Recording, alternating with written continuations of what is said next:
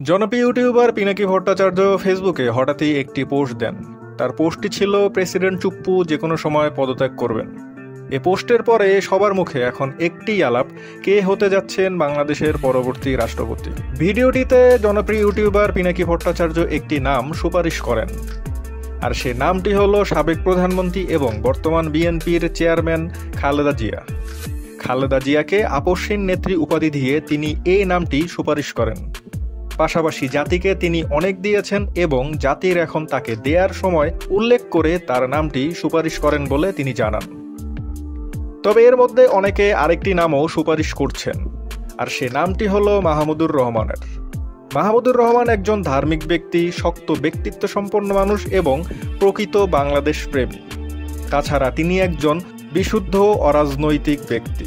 কেউ কেউ আবার প্রফেসর ইউনূসের নামটিও রাষ্ট্রপতির জন্য সুপারিশ করেছে, যদিও আপাতত দেশ চালাতে ডক্টর ইউনূসের কোনো বিকল্প নেই। যাই হোক, বাংলাদেশ হয়তো খুব শীঘ্রই আওয়ামী প্রেসিডেন্ট থেকে মুক্তি পেয়ে দেশপ্রেমী একজন প্রেসিডেন্ট পেতে যাচ্ছে।